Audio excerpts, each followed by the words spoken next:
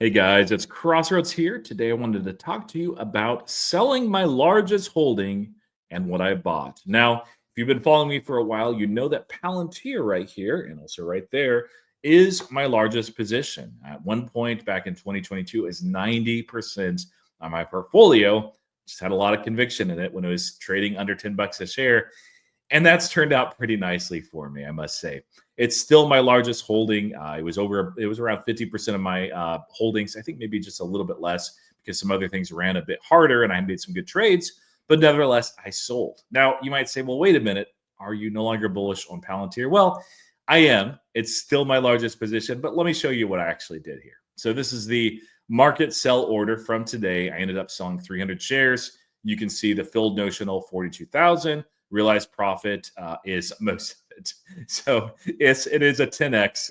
Palantir has done quite well, as probably most of you guys know, and it's a great thing. So I still have most of my shares, but I wanted to take some off the table and buy something completely different. It's not because I think there's anything wrong with the company. I think it's doing fantastically. There's a reason why the stock is running. It's not just all hype and memes or anything like that. And long term, I do want to continue to have Palantir as a cornerstone of my portfolio, even if at some point I know that the stock will just not run really, really hard. It may even be flat or a little bit down, even when the company is killing it, because it is trading at peak valuation. Nevertheless, I wanted to make a move and buy something different. So what did I buy? Tesla. That's right. Now you can look at Tesla and it's $340 a share. It's down 10%. And you say, wait a minute, I thought you sold some of your Tesla. Oh, wait. Wrong Tesla. My bad. Tesla. There we go. This is what I'm actually buying with the money from the Palantir sales. Kind of. We'll talk about that in just a moment. But it's the refreshed Model Y, the actual vehicle. Yes, I do have some shares as well. And I actually did buy a little bit more Tesla stock too. But we bought the refreshed Model Y. We think it's a very compelling vehicle. This is a 2026. Now they do the vehicle numbers with the white seats, that blue color. And this will be my wife's vehicle as well. It's only the second brand new vehicle that we've ever bought. Usually we do used. And in fact, our last purchase or previous purchase was a Model 3 Tesla, a 2022 model, which is holding up very nicely. We love that vehicle. We demo drove this vehicle for 48 hours. It was a free, really nice experience. And we already thought that we wanted one. And we went from that to just saying, hey, let's just do this, especially while the incentives were there. So some of those incentives just really stacked up nicely. One of those was qualifying for a 1.99% APR, which is great. You know, if we were just paying pure cash for this, we could take that excess cash and just enjoy the yield off of it and actually bank some money. That would be cool. That's not what we're doing though. And we're planning to get this vehicle, by the way, on Thursday. We got to drive a little bit, get it in San Antonio. It's a whole weird thing where we want to make sure that we're getting it in time to qualify for the discount, which meant delivery before the end of the month. Tesla is trying to drive demand forward and hit those Q2 numbers as much as possible. So we bought this Tesla, and you might say, well, if you are financing it, then why did you sell stock? And that is a great question. The main reason why we did that is simply to keep our debt load the same. Now, right now, we have a little bit of debt on the side, which we're wiping out. We're taking care of that. It's not meaningful. We also have a car note still in the Model 3, which I've been paying off. And we figured we'd take care of that. And we'd make sure that our overall debt load between the mortgage and this car, which would be our only debt, is at the same level as it is right now. Now, the reason why for that is that we're looking at possibly moving closer to my place of work.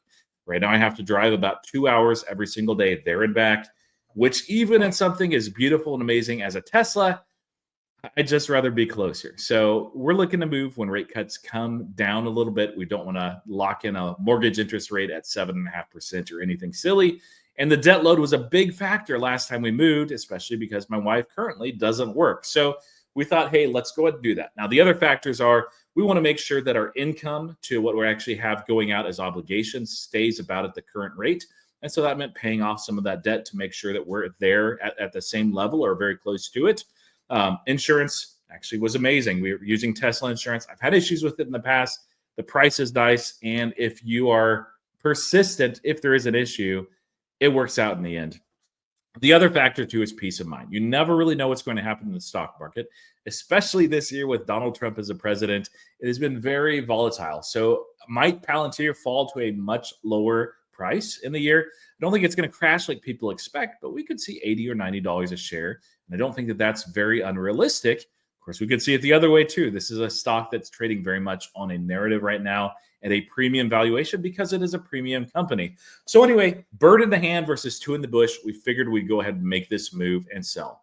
So why Palantir? Well, that's a really good question as well. Palantir is my largest holding, so we'd either have to trim a lot of other things that some of it I just don't really want to trim at all, or trim Palantir. And I figured, hey, let's go ahead and do Palantir here. The other factor is I've owned Palantir for more than a year. It's been multiple years. I haven't bought since 2023 early. So these qualify for short-term capital gains tax. Here in the United States, that means that you're actually taxed or long-term rather, you're actually taxed at a much lower rate for long-term capital gains tax than short-term, especially right now with our current income situation with some things that we can do as far as on the tax end to make it so that we don't have to pay much as far as capital gains tax this year. And so we're taking advantage of that, as well as these over $12,000 of savings that would roll off by the end of the year. The EV tax credit is one of those things. I have over $3,000 of referral credits. Thank you guys for all that clicked on the referral code for the Tesla. That's a beautiful thing. I have the self-referral and the student discount as well. Haven't defended that dissertation yet. Hoping to this fall. It'll be close either way. But nevertheless, I had over $12,000 of credits rolling off when we figured, hey, this would be the time. Let's keep our debt load the exact same.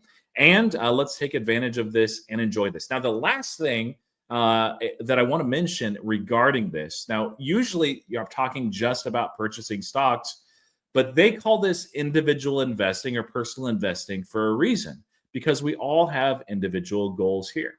Some of us have goals for retirement, and it's good to have goals for retirement, guys. Make sure that you do those calculations. You figure out what you can retire safely on. And by the way, if you hit those numbers, it's okay to tap out or put it in something that's less aggressive. You can lock in those gains. If you're set for life and your children are set for life, you can take risk off the table. It's not the worst thing to do. You don't need a second yacht or a private island or anything like that, but figure out that amount that your family needs. There are goals as well for, on the personal side. You might be saving for a house. You might be saving for a car. You might be saving and investing to finance your child's wedding or their car or their education or some sort of medical procedure or something. Don't, probably use money that you can't afford to lose and that you need within the next 5 years. But generally outside of that, if you have some long-term goals, it's a fine thing to make those. And when you hit them, just say, all right, thank you. This is amazing. Let me go ahead and take some gains off the table. And that's exactly what we did. I am not alone in this, by the way. I do the investing for my family, but I have a very supportive, very gracious wife. And I also want to give her a little taste before retirement. And this isn't the only thing that I've done, but it's the biggest by far, of her just realizing, hey, we've done really well in the markets. And really, a lot of it is she put a lot of faith and trust in me initially when I was just figuring things out and I was brand new at this, gave me her full support, said she believed in me, and it paid off for her. And I want to make sure that she realizes some of those benefits here early on, not waiting until we're 65 or whatever retirement age looks like for her and I. And I think that is an important thing. Now, this doesn't have to mean if you're newer to investing, let's say you have $10,000 in your account, that you've done quite well over the last couple of years. That's awesome.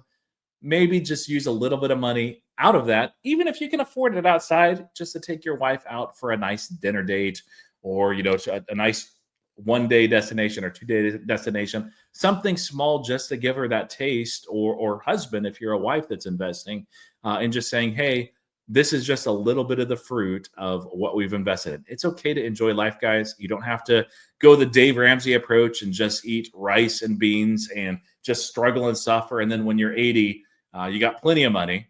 You can enjoy things here and there. It's okay to do that. Make your goals individual and don't feel bad for not doing what everybody else has done.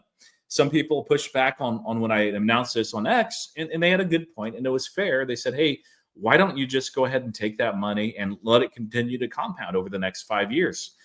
Very likely that the stock price would be higher, that we'd have more money, but we wouldn't get to enjoy this vehicle. And a lot can happen over these next 5 years. For myself, for my wife, horrible things do happen. People do die. Relationships do break up. I don't expect any of that. but life can come at you fast and hard. So be sure to enjoy life. Be sure to enjoy the journey. This isn't just about the destination, it's about the journey. And you set those goals, you make the decisions, you call the shots. And as always, I want to thank you guys for watching, commenting, and subscribing along this journey. It's been a lot of fun, and I look forward to the future with you guys. Take care and happy investing.